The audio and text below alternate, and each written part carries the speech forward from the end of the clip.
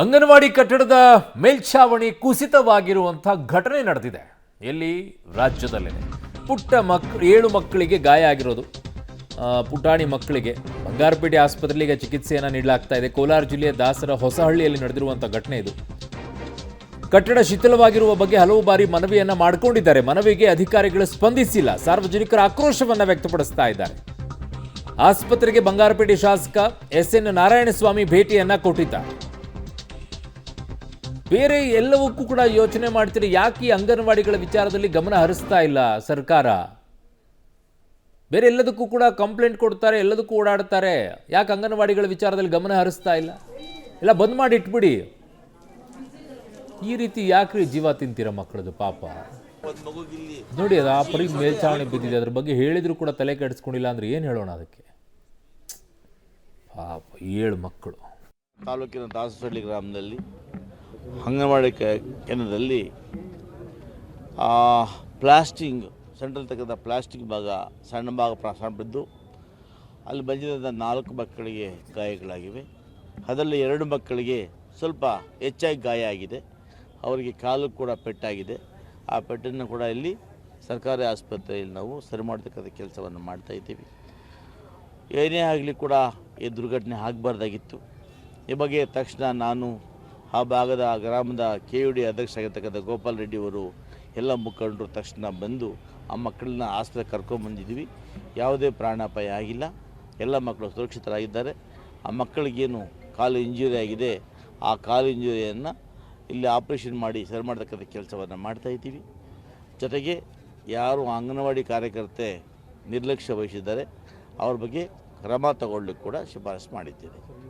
ನೋಡಿ, ಸಣ್ಣ ನೆರೆ ಬಿತ್ತಂತೆ ಸೆಂಟ್ರಲ್ಲಿ ಬಿಲ್ಡಿಂಗ್ ಮಧ್ಯಭಾಗದಲ್ಲಿ ಆ ಪ್ಲಾಸ್ಟಿಕ್ ಮಾತ್ರ ಬಿದ್ದಿರ್ತಕ್ಕಂಥದ್ದು.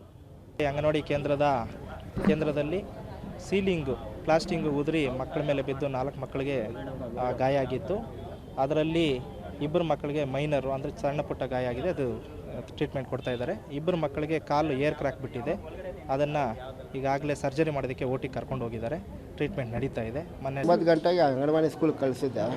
ಮಗುವಿಗೆ ತಲೆ ಮೇಲೆ ಮೋಲ್ಡ್ ಬಿದ್ದೋಗಿದೆ. ಇದ್ದು ಜಾಸ್ತಿ ಮಕ್ಕಳಿಗೆಲ್ಲ ಏಟು ತಗಲಿದೆ. ಜಾಸ್ತಿ ನಮಗೂ ತಲೆಗೂ ಏಟು ತಗಲಿದೆ.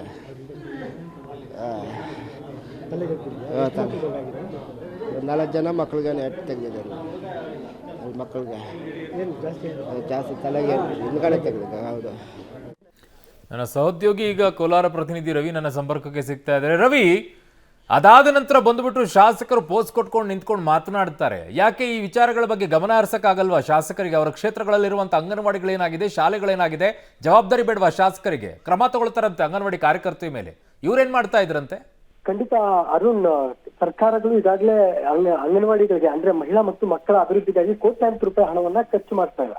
ಆದ್ರೆ ಹೀಗೆ ಅಂಗನವಾಡಿ ಮಕ್ಕಳ ಮೇಲೆ ಈಗಾಗಲೇ ಗಾರೆ ಅಂಗನವಾಡಿಯ ಮೇಲ್ಛಾವಣಿಯ ಗಾರೆ ಕುಸಿದಿರೋದಕ್ಕೆ ಹಲವು ಕಾರಣಗಳಿದೆ ಅಂತ ಹೇಳ್ಬೋದು. ಯಾಕಂದ್ರೆ ಇದು 5 ವರ್ಷಗಳಷ್ಟೇ ಹಿಂದೆ ಕಟ್ಟಿರ್ತಕ್ಕಂಥ ಹೊಸ ಕಟ್ಟಡ ಆಗಿರ್ತಕ್ಕಂಥದ್ದು. ಹಳೆ ಕಟ್ಟಡ ಆಗಿದ್ರೆ ಶಾಸಕರು ಹೇಳುವ ಪ್ರಕಾರ ಕ್ರಮ ಕೈಗೊಳ್ತಾ ಇದ್ವಿ. ಜೊತೆಗೆ ಈಗಾಗಲೇ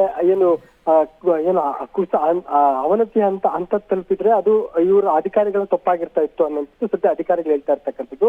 ಆದ್ರೆ ಇದರಲ್ಲಿ ಕಳಪೆ ಕಾಮಗಾರಿಯ ವಾಸನೆ ಸದ್ದು ಕೇಳಿ ಬರ್ತಾ ಇರ್ತಕ್ಕಂಥದ್ದು ಸದ್ಯಕ್ಕೆ. ಅಂದ್ರೆ 5 ವರ್ಷಗಳ ಹಿಂದೆ ಕಟ್ಟಿರ್ತಕ್ಕಂಥ ಕಟ್ಟಡದ ಗಾರೆ ಬಿದ್ದು ಮಕ್ಕಳಿಗೆ ಗಾಯಗಳಾಗಿರ್ತಕ್ಕಂಥದ್ದು. ಸದ್ಯ ಮಕ್ಕಳು ಪ್ರಾಣಾಪಾಯದಿಂದ ಪಾರಾಗಿರ್ತಕ್ಕಂಥದ್ದು.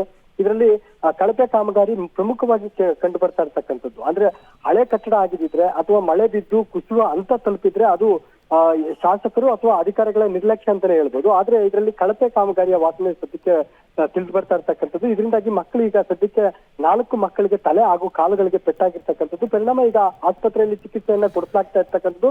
ಅಧಿಕಾರಿಗಳು ಕೂಡ ಸ್ಥಳದಲ್ಲೇ ಬಿಟ್ಟು ಮಕ್ಕಳಿಗೆ ಚಿಕಿತ್ಸೆಯನ್ನು ಕೊಡೋದಕ್ಕೆ ಮುಂದಾಗಿರ್ತಕ್ಕಂಥದ್ದು. ಜವಾಬ್ದಾರಿ ಪೂರ್ತಿ ಈಗ ಅಧಿಕಾರಿಗಳು ಜೊತೆಗೆ ಶಾಸಕರು ವಹಿಸ್ಕೊಂಡಿರ್ತಕ್ಕಂಥದ್ದು. ಜೊತೆಗೆ ಅಲ್ಲಿನ ಗ್ರಾಮ ಪಂಚಾಯತಿ ಸದಸ್ಯರು ಸೇರಿದಂತೆ ಅಧಿಕಾರಿಗಳು ಮತ್ತೆ ಜನಪ್ರತಿನಿಧಿಗಳ ಜವಾಬ್ದಾರಿಯನ್ನು ವಹಿಸಿಕೊಂಡು ಈಗಾಗಲೇ ಬಡ ಮಕ್ಕಳಿಗೆ ಚಿಕಿತ್ಸೆಯನ್ನು ಕೊಡೋದಕ್ಕೆ ಮುಂದಾಗಿರ್ತಕ್ಕಂಥದ್ದು. ಇನ್ನು ಈಗಾಗಲೇ ಅಲ್ಲಿನ ಅಂಗನವಾಡಿ ಕಾರ್ಯಕರ್ತೆಯನ್ನ ಅಮಾನತು ಮಾಡೋದಕ್ಕೂ ಕೂಡ ನಾವು ಒಂದು ಆದೇಶವನ್ನ ಕಳಿಸ್ತೇವೆ ಅನ್ನೋ ಒಂದು ಆದೇಶವನ್ನ ಈಗಾಗಲೇ CDPO ಮುನ್ರಾಜು ಅವರು ಕೂಡ ತಿಳಿಸಿರ್ತಕ್ಕಂಥದ್ದು. ಅದರಂತೆ ಅಧಿಕಾರಿಗಳ ನಿರ್ಲಕ್ಷ್ಯ ಕೂಡ ಇದರಲ್ಲಿ ಕಂಡು ಬರ್ತಾ ಇದೆ ಅನ್ನೋದು ಸದ್ಯ ಶಾಸಕರ ಜೊತೆಗೆ ಪೋಷಕರ ಆರೋಪ ಆಗಿರ್ತಕ್ಕಂಥದ್ದು.